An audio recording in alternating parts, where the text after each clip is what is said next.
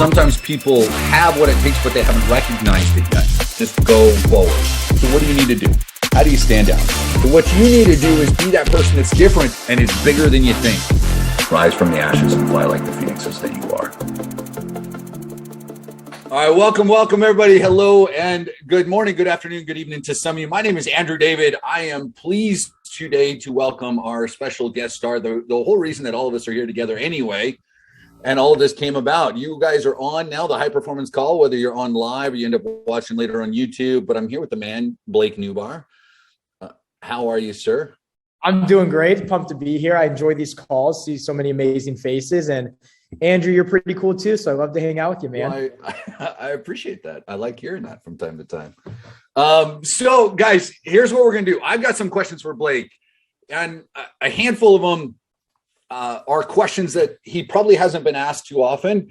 We are going to do some Q&A. Here's what I'm going to ask you guys, though, because especially those of you that are already on the call, and then I know some are going to be coming on in just a little bit. You guys are the rock stars. You guys are the ones that are here all the time. You know how I train. You know kind of the thought process that I try and bring from Blake as well to provide to you guys. Ask questions that are going to help move the needle. And what I mean is this. Occasionally, Blake's been on here. I do training. Blake's giving you a ton of training in the dashboard. He's been doing this now for a while. And there's a handful of questions that always get asked that I don't want you guys to ask, right? And what I mean is this. Should I do my personal profile or should I do a business profile? What's the difference? Well, he does training in the dashboard on that. He and I talked about it on the last call that we did. I've talked about it, and it's in Facebook. Darren answers that in Facebook probably 3 times a week, I would say. And he's gotten to the point where he just post the link of the conversation that he's already done, dozens of times. There's other questions like that. Should my logo be my name or should it be the name of the product? What about what's the best niche? Like there's all of these questions. Guys, ask questions that are going to help you take yourself to the next level or think about something, how you can connect in that way. That's my challenge to you. We're absolutely going to answer questions, but that's what I'm going to throw out there. Okay. Does that make sense? Michelle's got it. Hopefully everybody else understands. Blake, are you okay with that kind of, so you don't have to answer some of those again? I'm cool with you run the show. You just tell me what to do. All right. So I prepped Blake a little bit earlier. I told him a couple of the questions, but I pulled these from Tim Ferriss. Ferriss has some great books. This is one of them. It's called Tribe of Mentors. I love reading it because it's good for my ADHD, meaning I can read it, get different ideas from different people. And it's not this just long thought out 20-page chapters on all these different things. It's just kind of wham, bam, here you go. Here's your answers, move on. So I want to look at a couple of things. Now, one of the questions I got, actually, I saw someone had, during the momentum process, they had posted in response to a question that they were asked. So I want to ask you, Blake, I don't know if you've been asked this. There's a saying that's out there that's those that can do and those that can't teach. Something along those lines.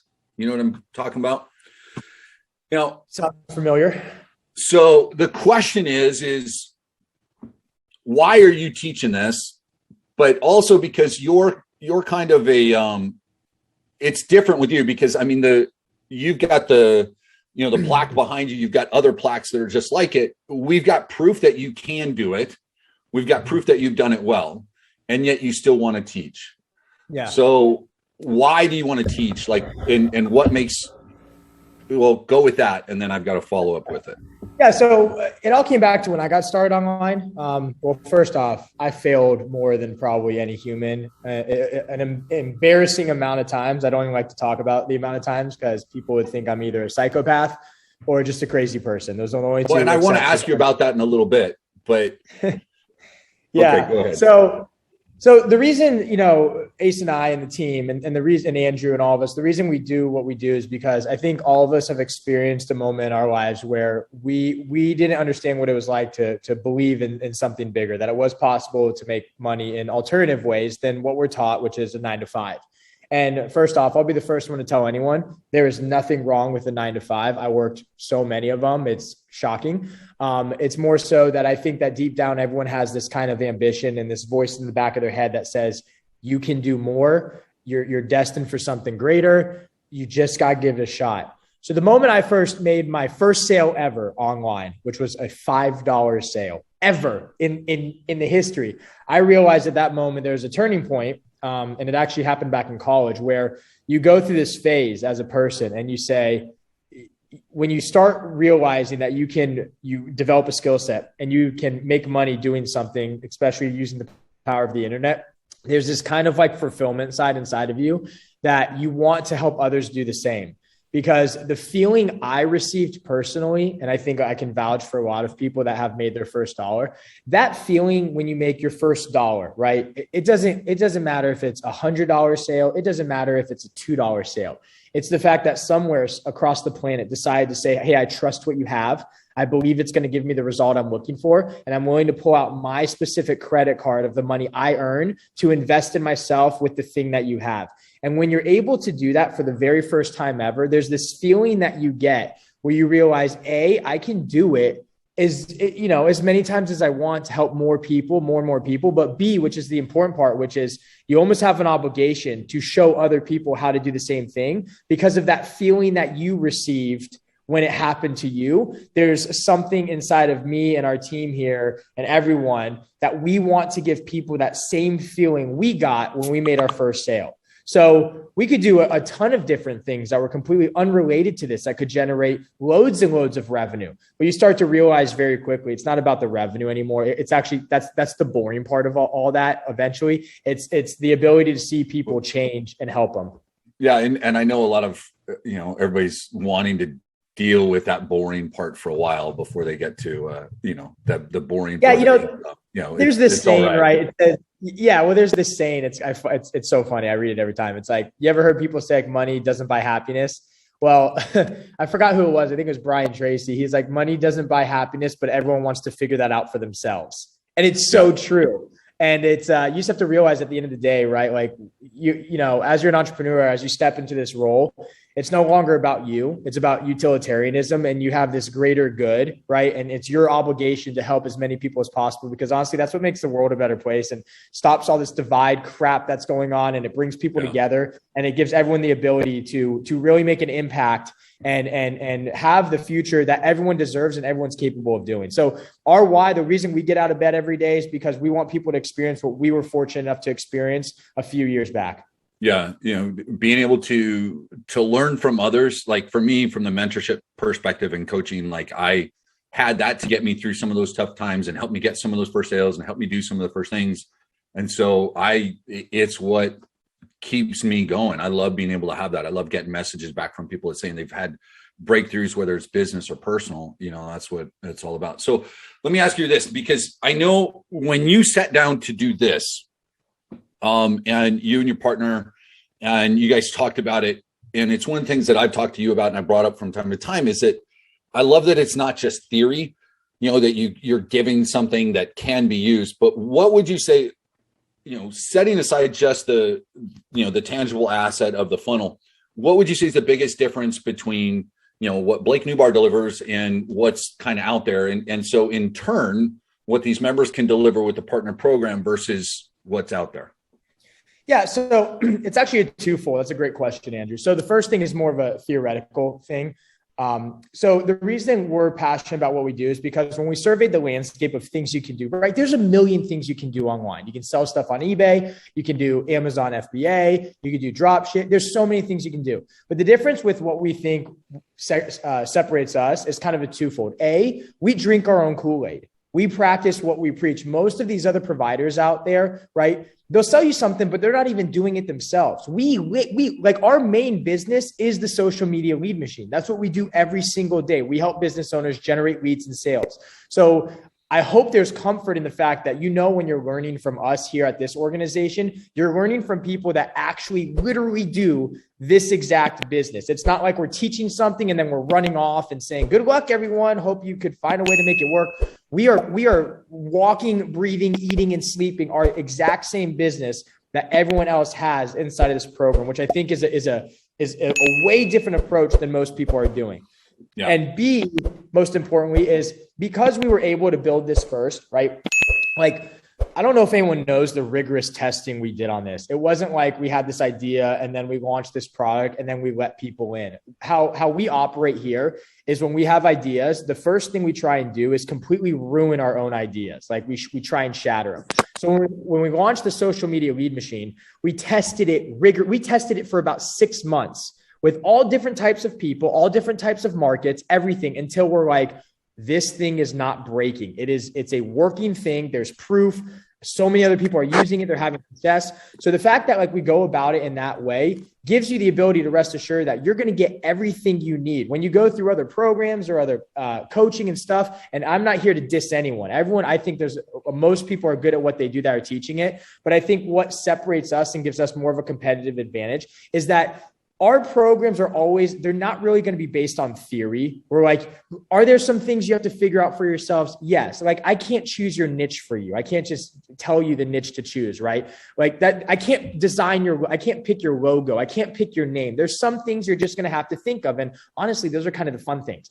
But what we can do here is rest assured, once you have kind of that done, that everything else is more of like IKEA furniture where you get all the pieces and everything you need. It's a puzzle. It's not like you have to figure out how to go sell things now using theory. You get to literally sell it knowing that the entire thing is done. So you have the funnel, you have the copy, you have the products, you have everything that we have that works for us handed over to you. So I think by basically putting everyone at the 1 yard line and saying, hey, listen, you have to make one play and you just have to go 1 yard. We did the other 99 yards for you. It gives everyone a tremendous leg up and speed to market versus anything else that's kind of out on the market.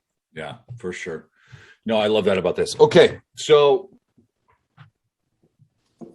listening to you talk, and as we've done these and other times, like, you're a guy that you pull quotes out of stuff all over the place, right? So it's obvious you're well read, you study, and that's part of what I talk to people about all the time. It's education and execution. You learn and you get stuff done. So here's the question: is outside of like expert secrets and traffic secrets and stuff like that Russell talks about, what would you say has been like, what book have you given the most as a gift, or what has made the biggest difference for you, in the last few years? Or 3 books that you think you've been really influenced by? Yeah. So I think a really powerful book. And it's such an easy read. I know we're busy, right? You read these things online. We're like, the average CEO reads 1 book a week. It's like, probably not. But if you can read a few books a year, you're in great shape. The ones I would recommend are the 1-Sentence Persuasion course by Blair Warren. It's genius psychology. It will help you really, it's like 70 pages too. It's like, you'll read it like before if you're on a flight from, wherever you live an hour away, it will be done. So 1-Sentence Persuasion course. And I don't know why he calls it course, but it's called course. It's like a 70-page book by Blair Warren, amazing book on basically how to get people to do anything you want for kind of the greater good of them, right? Because, humans are kind of stubborn. Like, I'm probably one of the most stubborn humans ever. And then someone shows me like a perspective on something and I'm like, yeah, I should be more open to it. So this book will really open you up to like how to get people to take action on the things that you want them to take action on. And then I would say the second book that was really influential is How to Win Friends and Influence People, which was a super powerful book. And it will basically teach you, like, the title is so meta. It will teach you exactly that, how to win friends and influence people. So it basically shows you all the things that these people have done in these real life situations and these examples that have occurred where you can get kind of what you're looking to acquire out of a situation, get people to take action, get people to follow you, get people to buy into the things that you really want them to buy into in a powerful way that's going to benefit them over you. And then just to throw a third one in there, I talk about this a lot, is Viralnomics. Viralnomics, another short read. It's another 100 pages or something. I'm not going to give anyone like a 700-page book, so don't worry. This is like a quick read. Viralnomics is a really powerful, timeless book on social media. John Goodman, I believe, is the person who wrote it. I reached out to the author about it and he responded back. And this book's going to teach you kind of how the platforms of social media, from Instagram to Twitter to Facebook, kind of how they work and how the people on them consume the information in a way that if you can understand it, you can now go about marketing organically in a more effective way. And it was an amazing read. So yeah, those 3 books: One Sentence Persuasion Course, How to Win Friends and Influence People, and Viralnomics were all 3 very powerful books. Yeah, it's Viralnomics, How to Get People to Want to Talk About You. So I've got the titles right above there, Michael. Viralnomics. Cool. I love reading, and that's something I talk about all the time. So excellent. Okay. Now, I love this question from Tim Ferriss. So what's like a purchase of $100 or less that has positively impacted your life in the last kind of 6 months or a year? Something that you bought that you were like, this is great, especially as you moved into a new office and everything else. So does this question need to be business related, or can this just be like business, personal, whatever? All right. So Ace and I, like, we don't really buy it. Is, for people that don't, Ace is his partner, best, like, this is Batman and Robin, maybe more like Batman and Superman. I don't know. Yeah. Ace is my business partner. So, I don't really buy anything. It's like when I do, it's the most, people would make, I have the most pathetic buys. But one thing, which everyone can laugh at this, but I cherish this to my heart, how dumb it is. The most useful thing I've purchased in the last probably you got, no one sees me in like a fancy car or anything. That's just not my MO. And that's another thing that brings me to never think that if you make a lot of money that you have to buy a Lamborghini to show it off. You don't have to do that. And one of the things that, I bought was a year and a half ago, and I take it with me wherever I go. And it's literally just an iPhone or a phone charger pack. That's all it is. It's the only thing. I get made fun of it every time. Everything else that I try and buy is like just cheap stuff I don't use. I literally take this thing everywhere. It's on my desk right now as we speak. Yeah, it's that is the best purchase I've made in the last year and a half. And it's funny, right? But think about it, right?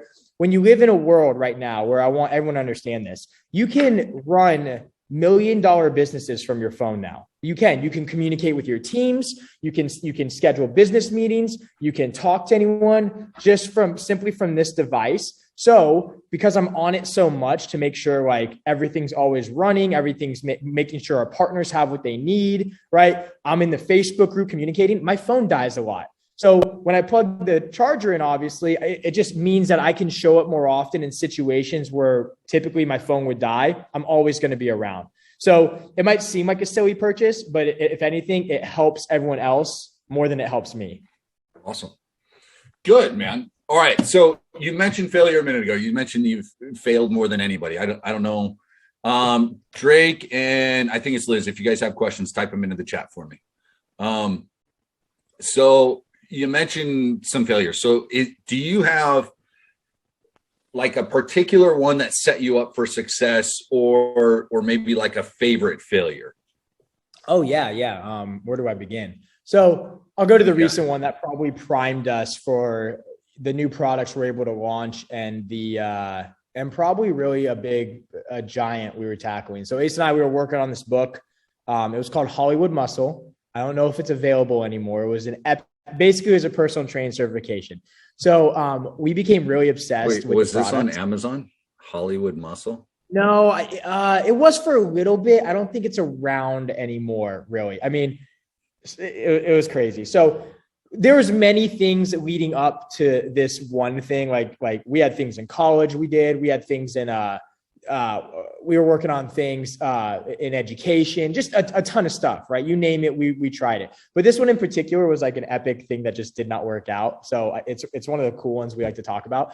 We probably spent 9 months. What'd you say? 9 months on this thing? We probably spent like 9 months on this thing, and 9 months on this, and we probably were in the office for I'd say realistically 12-hour days. Right. That's what we did. There are some days we probably did 7 hours. There are some days we did like 16. There are some days we slept at the office.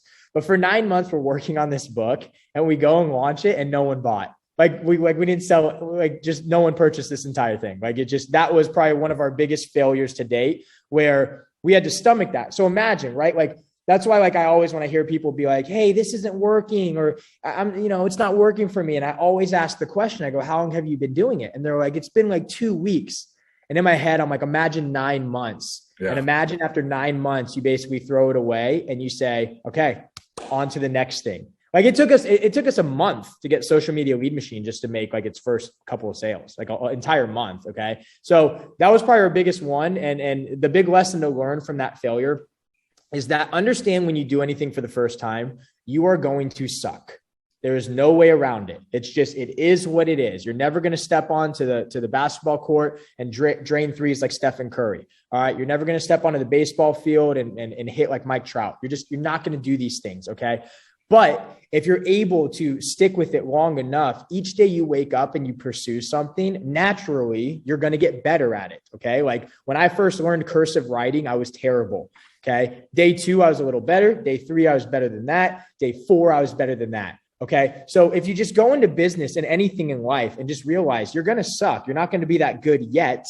But if you keep pushing forward and you have the tenacity and the grit and the audacity to keep pushing forward, you're going to find a way to make it a success. So that was one of the most important lessons that failure taught us was, hey, we can work on something for literally, like call it basically a year of your life in terms of hours of working, throw it away and move on to the next thing. And that failure gave us the ability to realize those two things. A, anything's possible if you're just willing to keep pushing forward. And B, the amount of lessons you'll learn from any failure will always exceed the amount of lessons you'll learn from any success.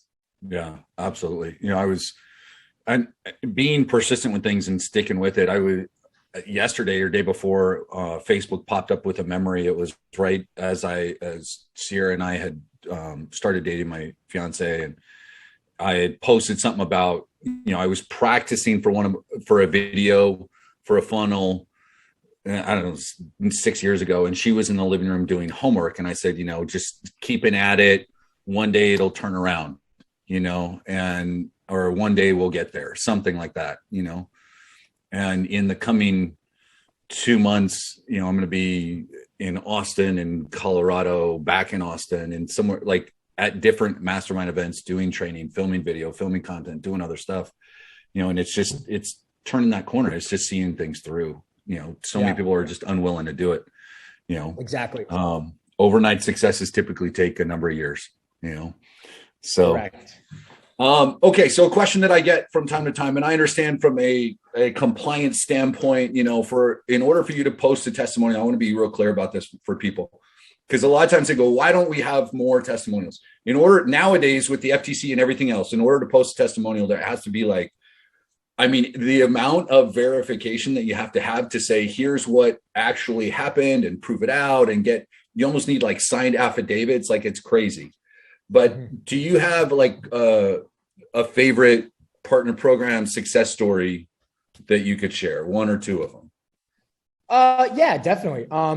So we've had members, we had a member launch, between everything involved in the partner program in like 3 months, they did 6 figures, like crazy, like explosive growth just by really pushing it and following the organic marketing.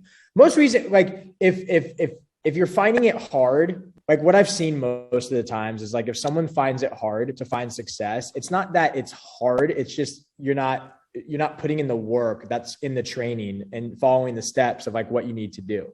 Right.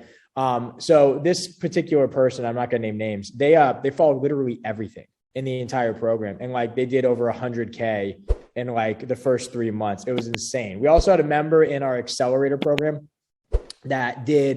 he comes in, I won't mention names as well, comes in. And I remember getting on the call with him and he's like, Blake, I've already sold 4 done for yous priced at $2,000 to $2,500 each. And I'm sitting there like, we don't even charge that much. And he's done 4 of them, like in the last, it was like 3 weeks or a month.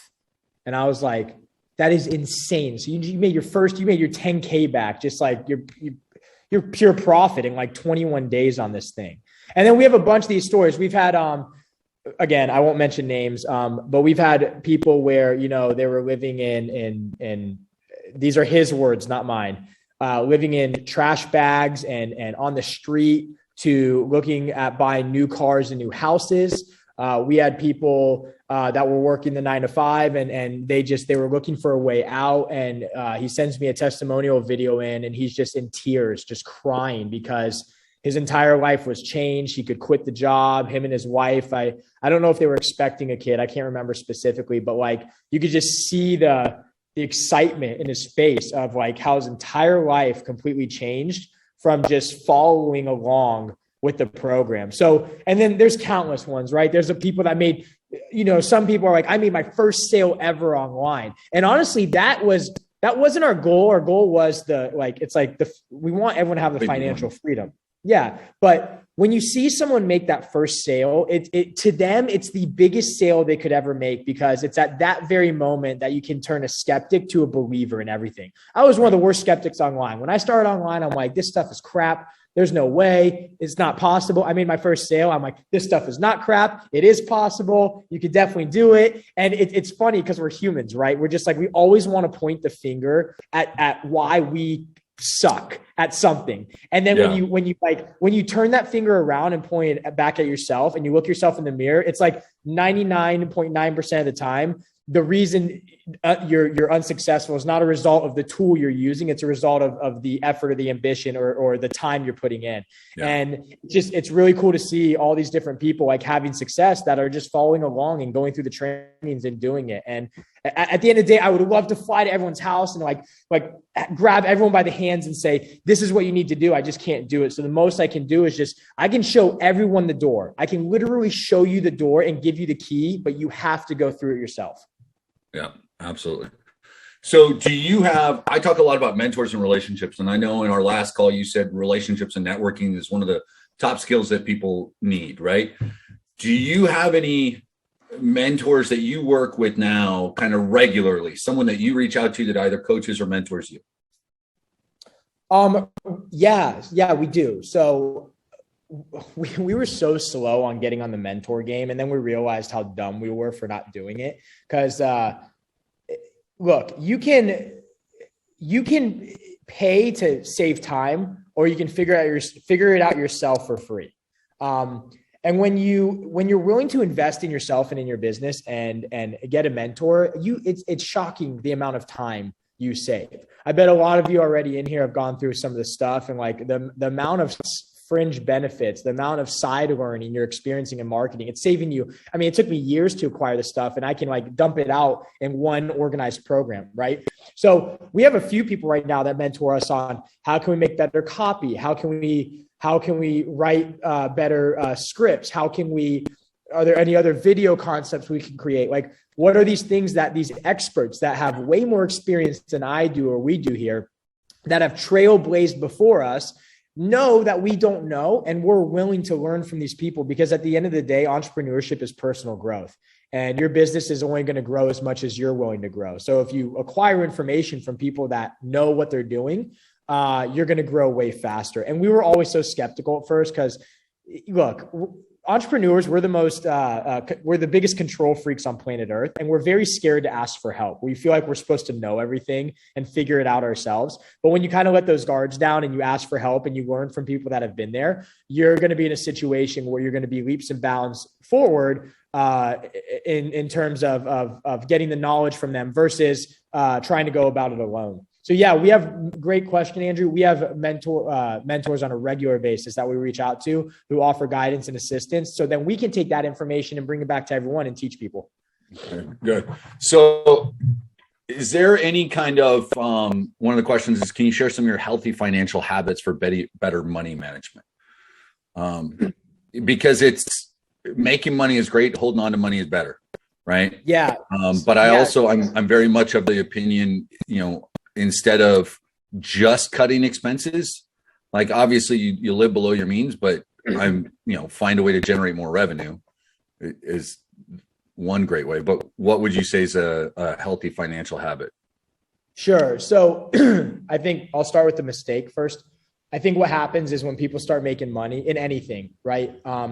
You start getting these shiny object, whole shiny object syndrome, and you start seeing ways that you can like explode that money. We've seen it with the crypto craze where everyone's trying to get rich quick with crypto, because let's be honest, no one really knows what crypto does or what it is, where everyone just puts money into it thinking that they're going to get rich quick. And a lot of times people make the mistake that they forget their cash cow that's generating the income, right? The main thing that makes them money. And they make the mistake of trying to like, quote unquote, get rich twice. So the key I could recommend, and this is not financial advice, is when you can make a little bit of money somewhere, put it in. This is a man that's been marketing for a while, right? I always love that. You got to put it. This is not financial advice. I need disclaimers. Yeah, this is not financial advice. I'm just telling you what we do. There's two things we really do. Okay. And it's two stable things. Are you going to become a trillionaire from them? Maybe one day over like a course of, 50 years, but it's stable and it's safer, right? It's two things that are like by trends and trajectory naturally increase. It's the stocks, right? Public markets where they go up and down and you can have a big payday at the end, or it's real estate, which is timeless, great annualized return, and it's safe investment and nice cash flow. Honestly, everything else and when I mean like public markets, that's like index funds and mutual funds and stuff. That's what we do personally. Again, this is not financial advice. Anything else that you do that's like crypto or investing in a business that is like not your business, but it's a startup, just know it's extremely high risk, but the return could be amazing. But I'm always a fan of like, hey, focus on your craft, make money that way. And then the way to leverage it against taxes and offset taxes and make sure it's safe and make sure it provides cash flow is literally public markets and real estate. There's going to be a million things that cross your plate. You're going to get interested in, you're going to get shiny object syndrome. But if you want to do what the world's billionaires do, it's those two things. Yeah. Awesome. Okay. Do you have a morning routine? There's miracle morning for entrepreneurs. There's having a routine and there's some people that just kind of wing it. Do you have a morning routine? Not really. No, I completely wing it, to be honest. That's just me. I tried the whole, wake up at 2 a.m., don't work for 50 hours a day, meditate for 15 minutes, eat breakfast. I tried the whole structured thing, like literally like where it's like 30 items. And then I realized I'm a human and I'm never going to follow this at all. And I stopped doing it. Now, that doesn't mean it's bad. Okay. Like this is just my personal thing. If someone preaches a morning routine, it's probably a good thing. Okay. But here's one piece of advice I want to give about a morning routine. If you decide to wake up at a certain time and then you want to meditate and then read and then go for a walk, that's awesome. That's great. Just never take that as gospel. Like where if you miss it or you're a little late or something, or you miss meditating, like don't freak out, right? You can make 10s, 20s, 30, 50, you can make millions of dollars with literally no routine. We're kind of proof in the pudding because my routine is non-existent. I get up out of bed, I take a shower, I come into the office, we start working. That's it. That's my entire routine. Yeah. We work till X amount of time. I go home, I lay on the couch, I pet my puppy a few times, chill with my girlfriend, work a little bit more, maybe watch some TV, pass out, do it again the next day. So I don't really have a routine. If you do want to create one, I suggest keeping it simple at first. Pick a time you want to wake up early or wake up late and go to bed late. You can pick, like some people want to wake up at 4 a.m., right? You don't have to do that to be successful. You could wake up at 10 a.m. and then go to bed at 2 a.m., right? If you wanted to, and then maybe throw in a couple things that you want to like improve on. Never do too many things or you're going to become in an analysis paralysis state. Maybe start with one or two things. Like let's say you want to read 10 pages a morning and meditate for 10 minutes. Do that and then expand from there. Yeah, absolutely. Okay. So what happens when you guys take a vacation? Do you take vacations? For me, like I used to do, and I've talked about this, I used to do cleaner restoration. So I would do 60, 80, 100, 120 hour work weeks. Like they just had this hurricane come through. This is the first year since I started working online that I didn't get somebody calling me to see if I'd come work the hurricane, right? Because I speak Spanish and Portuguese. I could bring guys. Like first time I haven't had to do that. So it's not the work that we do. Yeah, I mean, there's work involved, but for the most part, I'm sitting in my shorts all day. Like I'm home. And so when I go on vacation, I'll unplug. But if I do work a little bit, it's not exactly hard work. You know what I mean? For me, I know you enjoy your time out and going and doing stuff. So do you vacation? How do you vacation? How does that work with what you do? Yeah. So when we got started back in college, we've been basically eating shit for 10 years, 10 years of working, not one vacation, had no money, couldn't do anything. And then, a couple years ago, we started like really honing in our craft and building a skill set. We decided to, reward ourselves. And for the first time in our lives, basically in 2021, I started taking more vacations. That's what both of us did. Like the team takes more vacations. And the reason we do it is because it's like, you got to it can't be all work, right? Like life's not about just working. And I feel like we're brought up to believe you're supposed to like grind your face off and be the next Elon Musk.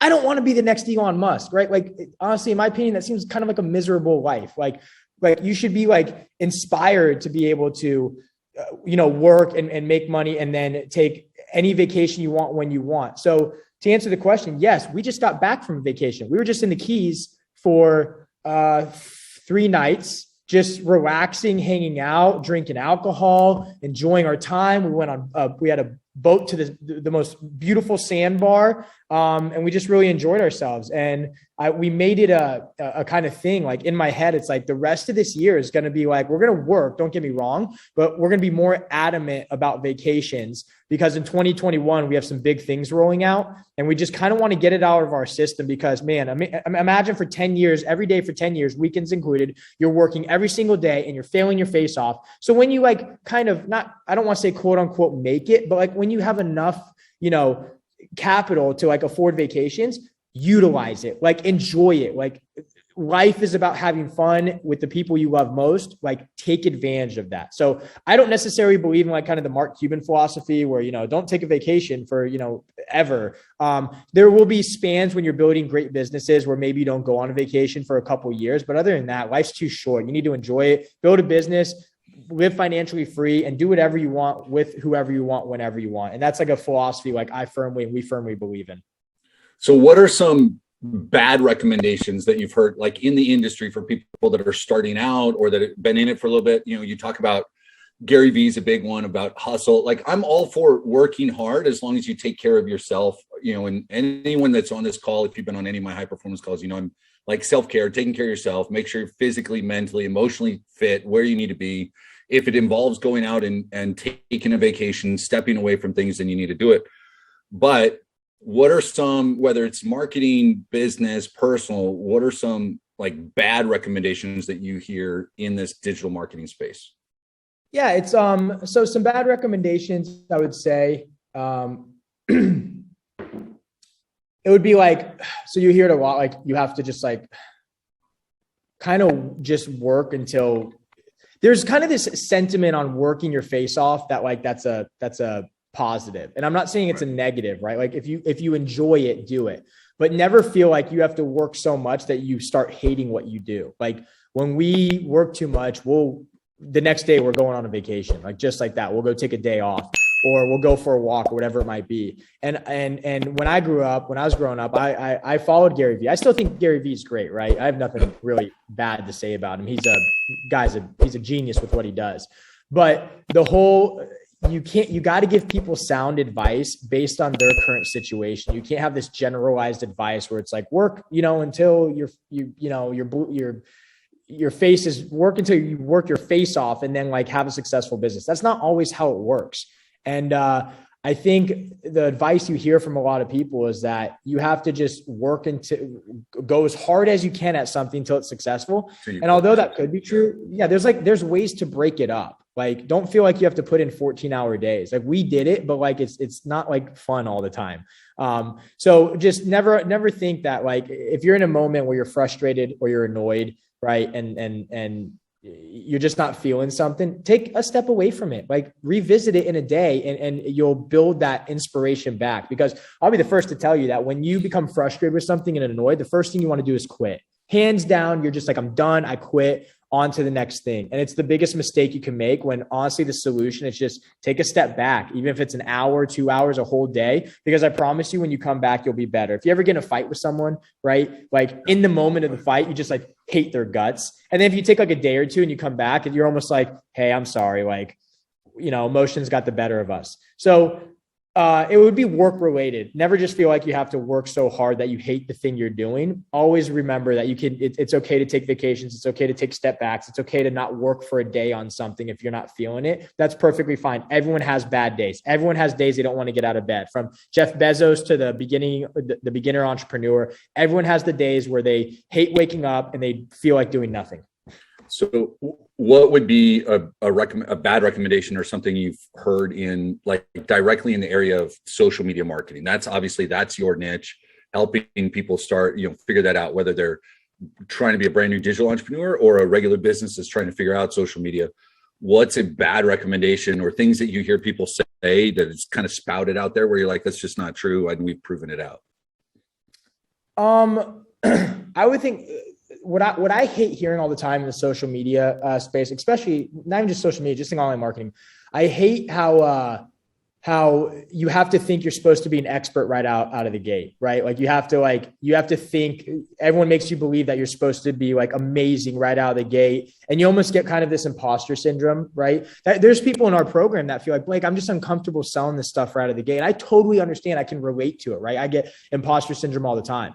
So I think it's bad advice when someone's really preaching like, hey, look, we all have a message to deliver. We all have a skill set, but never feel like you're supposed to come out of the gate and step into the arena and become an expert. It's okay not to do that. I'm more of the proponent where it's like, hey, you don't have to be an expert right away. Don't like, if you remember the presentation, right? I say, don't go for grand slams. Don't go for home runs right away. Just get on first base. And I learned that the hard way when I was in coach pitch, because I would always swing for the fences and I would always strike out. And then the time my coach was telling me, hey, just get on first base, it changed everything. So just the advice I hate hearing from people is that, hey, you're an expert right away. When the truth is no, you're not. You're not an expert right away. And that's normal. It's let's just get you on first base, because the goal is to make you an expert. And then you can take those skill sets and teach other people.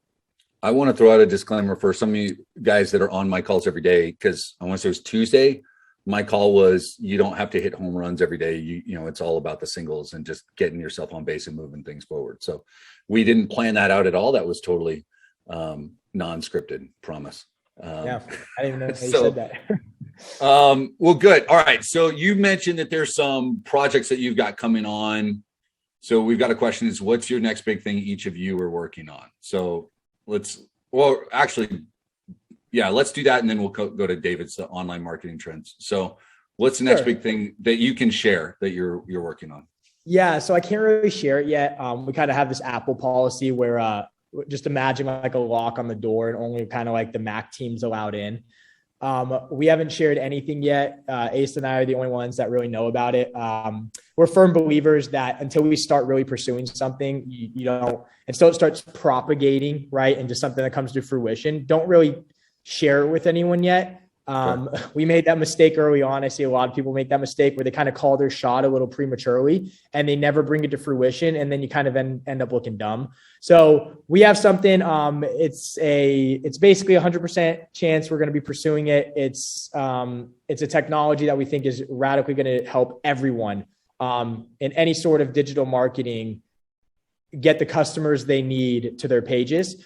And we will be pursuing it in January of 2022. So, which brings me to a next point, guys. Always have a vision, right? Like never think you have to start something right away. We were in software. We've had software ideas. We've pursued software ideas back in the past, but I think I also see a lot of people make the mistake thinking they have to do software just for the lure of the riches that come with software. We've been working on this stuff for 2 to 3 years. And we're not going to touch software until the idea seems promising. Well, that idea came to fruition, not too long ago. And it's something that, we have like very forward thinking timetables, years in the future of product ideas we're going to develop. And our next one is going to be geared of a software of some sort in 2021. So we're pretty excited about it. Good. Awesome. 2022. I've got a couple of things that I'm working on. I've got one that I'm super excited about. I just, until it, like you said, and I've had too many preliminary talks and movements and too many things. And so I'm going to wait until this one's kind of bears fruit and is a reality before I share it. And that's just kind of what I got to do there. So All right. So you just posted before we got on the call, you just got your email for a third 2 Comma Club. We got two. They're sitting right in here right now. So tell us about that. Explain what it is for people that may not be sure, but so you just got the email though saying, hey, congratulations, send this in for us, right? Yeah. So we got, they just came in the mail. So I was like, let me post if anyone, I'm terrible at like posting wins and awards and stuff. I'm so slow to that. Like, I don't know. Most people are like, oh, I got an award, I post, and I love that. Sometimes I forget. So I was like, let me post that, what our hard work has paid off. Yeah. They're actually sitting right in front of me right now.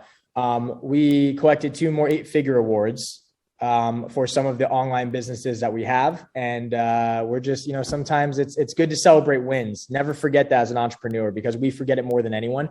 Always celebrate your wins, whether you woke up an extra hour early today, or you broke a bad habit, or you've been working out 2 weeks in a row. Like that, tell the world that the world wants to get behind people that are making positive changes in their life for the greater good. So always share that stuff. Don't take my advice in terms of not doing it, because I'm the worst at I always forget. But like, share your wins. And I decided to share a win. Again, inside of the partner program, there's a win post. Follow the framework of it. Share your wins when you have a chance, because the world wants stuff like that to hear about, because people want to get behind your wins. There's too much negativity in this world, and people are kind of sick of it. And what they want is they want to get behind of a cause where they see someone doing well. It makes everyone feel good. So I decided to share a win. Yeah, we were fortunate enough to collect, 2 more 8-figure awards. And it's one of those kind of like, it's kind of like a trophy in a sense of, I guess, how we're doing and the amount of lives that we're impacting online. So we're pretty pumped about it. Very cool, man. All right. How do we get the clone Facebook started? What percentage of your students actually do it? Hartley, so I would go to, again, I think you missed it right at the beginning. Blake, I'll let you answer it. Cloning the Facebook, I think, is just it's section 9 tells you how to clone your Facebook profile inside the partner program, right? Does that sound right? Yeah. You won't be cloning the Facebook profile. You'll just be modifying it. You'll be cloning my funnel, which you'll get in the infancy stages. So I'm not exactly sure based on the question. I apologize if I can't answer it. I think not everybody does change their Facebook profile when they launch this funnel, which still blows me away. Like, that's literally like the biggest part of what you need to do in order to sell the product. But people decide they don't want to do it for whatever reason. It just, hey, I know you've won 3 8-figure awards doing what you're telling us to do, but I don't want to do that. I feel like I shouldn't do that. Hey, I understand where people are coming from. It's the biggest bottleneck is they don't want their friends and family to see it, right? It's kind of more of like, it's an identity thing, but that's a major part of entrepreneurship. You can't really care about what your friends and family think, because at the end of the day, like, they're not the ones responsible for your success or failure. So I implore judgment. When you see me run ads, look, if you ever run ads, people are just going to criticize. The world is ready to hate. This world is full of shitty people that want to hate because they're miserable, and that's okay. Like, never view it as let me take that back. I don't want to say shitty people that hate. People that are in mental states that just want to throw hate and shade your way. And just always understand. And just always understand it's just a reflection of how they're feeling, not you. So never feel like you're embarrassed for changing out your profile or whatever. You're doing something amazing that scares people. It's how it is, because you're no longer John, who was a normal guy on Facebook. You're John, who's starting an online business, and that can scare people because you're making moves and maybe they aren't. So always look at it as a positive, never a negative. But at the end of the day, I'll never force anyone to make changes to their personal profile. You also have the brand page. You can do it as well and still have success. So there's multiple ways to do it. All right. So I love the fact that after a decade of just working, you've decided to kind of take more vacations and stuff. But let me ask, what's one, like a habit or something that you do that's kind of unusual or absurd that people would go, wait, he does what? Like, what do you have that's like that? Other than like eating your steak well done, other than that, what's something that you do that? Yeah. So for everyone that knows, we all get together as a team, and Andrew and Ace and myself will go eat steak.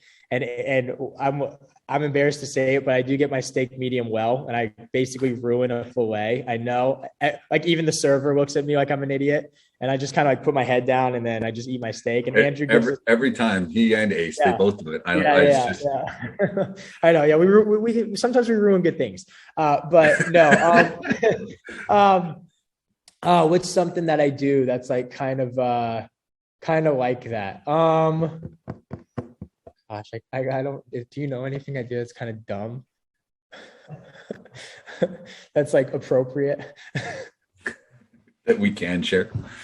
Oh, I enjoy, well, this is kind of degenerate thing, but don't view it as that because I'm responsible. I enjoy gambling. I have a fun time doing it. I never do it in a way that we're like, oh my gosh, Blake, you just like lost the house. I do it in a very moderate. Yeah. Like I never do it in a way where like my girlfriend's like, what just happened? I do it in a way that like, it's more, I go into, if I want to gamble or go to a casino, I go into it knowing I'm going to lose. So I go into it knowing I do it for strictly out of fun and entertainment.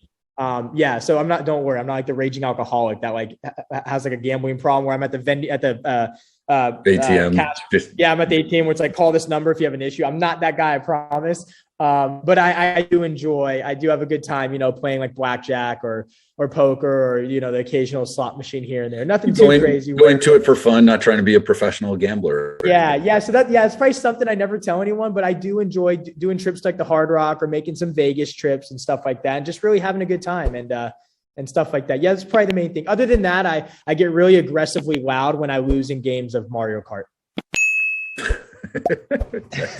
That's fantastic. I have to stay away from I love video games. I have to stay away from it because like I'll zone out. Like I've been known to like dive into a video game and then look up and like my family's gone. I'm like, where'd everybody go? Like it's just me left. So I can't do it.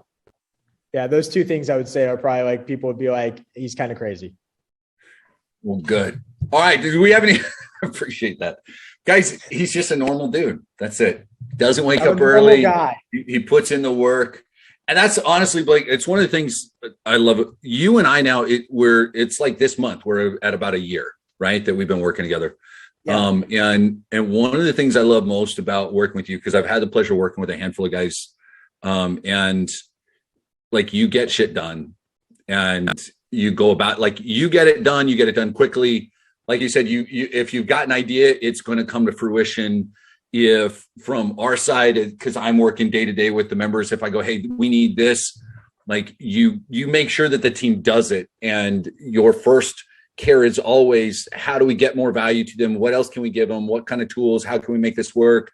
And it's never, I've worked with too many guys, and those are always quick relationships where it's like, well, how do we squeeze a few more bucks out in, and it destroys relationships as opposed to the way that you approach things. So from my perspective, like it's an absolute pleasure working with you and seeing how well you get things done and that you are just a real dude. And it's not, and just the fact that you can get on here, for some of you guys, I don't know if you've been involved with many other programs, but having someone that can just hop on and just be real and talk about shit and like, here it is, isn't as normal as you think it is.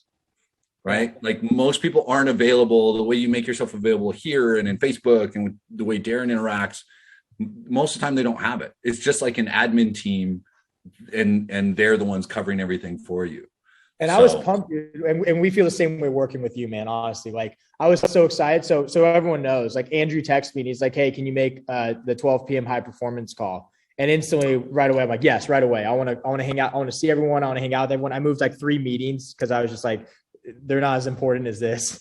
So I love doing that. I'll do this at a drop. You ask Andrew, like I'll let him in on a secret, but as many times as Andrew asked me to join these calls, I'm joining the calls, like hands down. So we want everyone to know, like I said, like we're normal, real people. We care. Like we're about customers first over profits. Customers greater than anything else. It's the reason why we designed the program in a way that's extremely cost effective. Like, trust me, I think Einstein said, and any intelligent fool can make things more violent, more complex or whatever. It takes a touch of genius and a little courage to go in the opposite direction.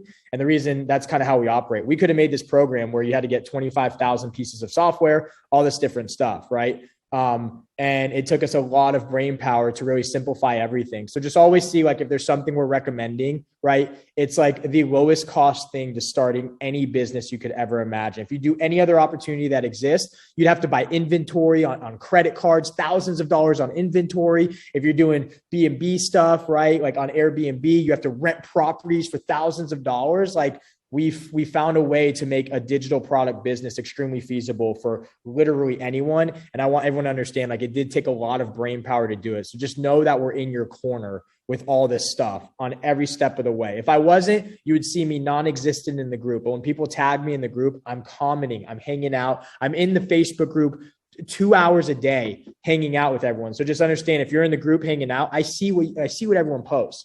Okay. And it's kind of it's just how we roll. It's our ideology, which is, it's what we believe. Our greatest marketing strategy in this business we've ever implemented has been caring. And I feel like we can, and I want everyone else to feel the same way with your businesses, because the greatest thing you could ever do is care about your customer more than yourself. And as a result, you're able to grow a business to a greater level than any competitor you could ever go up against. So I hope everyone takes that as a meaningful way. And that, guys, like, that's the key right there. You want to know how to go out and market your business, take what he just said. And if you didn't hear that, watch the replay. It'll be on YouTube shortly. On that note, though, we'll go ahead and wrap up. Everybody, pop on, give the man here a round of applause. Appreciate you being on, Blake, as always. Really, love having you on. Ace, hello to you in the background there. One of these days we get him on camera. Has he ever been on camera? Yeah. Okay. I haven't seen him on anything. That's what. Hey, there's the man behind the scenes. So anytime Blake's getting filmed, this is the guy that makes, like, he keeps the ball rolling. Like, you guys would not believe he's a rock star. So That's everyone right. give Ace. I'm always watching from the background, guys. What a great session that was. He sees all of you. I see it all. So He knows everything about everyone. you guys are definitely in the right place. No question. Absolutely. All right. I'm looking forward to hanging out with you guys and watching you eat some, well-cooked steaks here this next week and chatting about fourth quarter and big stuff to come. So, ladies and gentlemen, boys and girls, appreciate everybody here. We'll go ahead and wrap up. Now, tonight, 6 p.m. to 7 o'clock, open Zoom meeting. You can come on, talk about your niche a little bit. Send me some questions if you've got them. I've got my guy getting together and cutting and editing up little clips for you you can use on Facebook. But we're just using the same Zoom link, guys. Just come back to this one, 6 o'clock tonight, Eastern time. Here in 5 hours is when I will see you. So on that note, everybody go out. Have an awesome day. Go kick some asses. Take care, everybody. Thanks, guys. Thank you, Blake. Thank you, man. Thank you, Blake. Take care, buddy. Make it a great day. Take care, everybody. Sometimes people have what it takes, but they haven't recognized it yet. Just go forward. So what do you need to do? How do you stand out? So what you need to do is be that person that's different and it's bigger than you think. Rise from the ashes and fly like the phoenixes that you are.